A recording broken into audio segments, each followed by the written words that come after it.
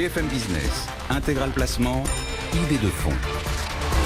Chaque jour, on vous apporte en effet des idées de fonds de gestion dans lesquelles pourquoi pas investir. Mathieu Caquino est avec nous depuis Morningstar. Bonjour Mathieu. Bonjour Guillaume. On va évoquer ensemble les ETF. Ces ETF, ces fonds passifs qui continuent de monter en puissance, et particulièrement ceux apportant, proposant une approche ESG, environnement, social, gouvernance, bref, des ETF, on va dire, vertueux. Ils ont le vent en poupe véritablement, Mathieu ?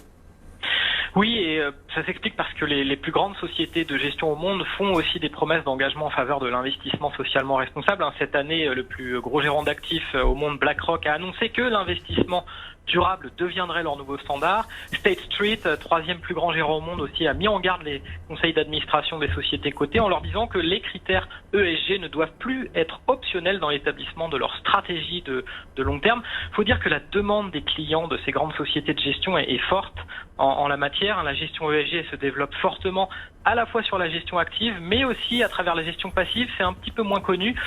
Si on regarde à la fin de l'année dernière, les ETF et les fonds indiciels se définissant comme ESG représentaient 20% des actifs de la gestion passive dans son ensemble, et sa part de marché a doublé ces 5 dernières années. Est-ce que les fonds passifs ESG, donc vertueux, on va dire, sont disponibles sur toutes les classes d'actifs ? Alors pour le moment, le phénomène est quand même largement cantonné au marché action. Il y a quelques offres sur les obligations et sur l'allocation, mais environ 90% des fonds passifs ESG aujourd'hui sont des fonds actions.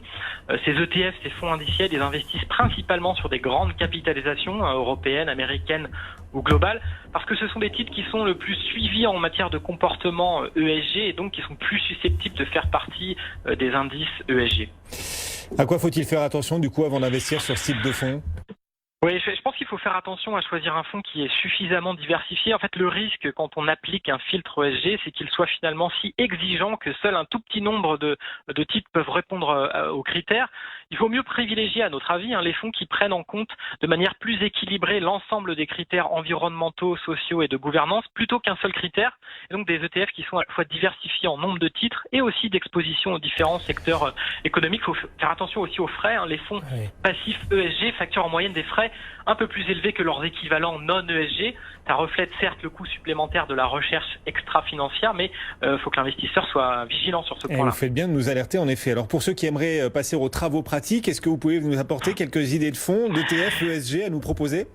Oui, alors 3 idées d'ETF aujourd'hui. 2 ETF de iShares sur les actions internationales avec le iShares MSCI World ESG ETF et sur les actions américaines avec le iShares MSCI USA ESG. Ces 2 ETF répliquent la performance des indices MSCI avec un filtre ESG. Concrètement, ça veut dire quoi ? Ça veut dire que les sociétés impliquées dans la fabrication d'armes, dans le tabac, les sociétés qui tirent des revenus du charbon et des sables bitumineux sont exclues.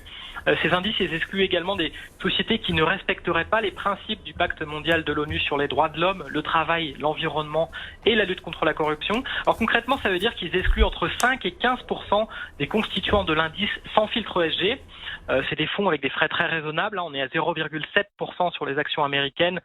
C'est un fonds noté Gold, et 0,20% pour les actions internationales. Celui-là est noté Silver.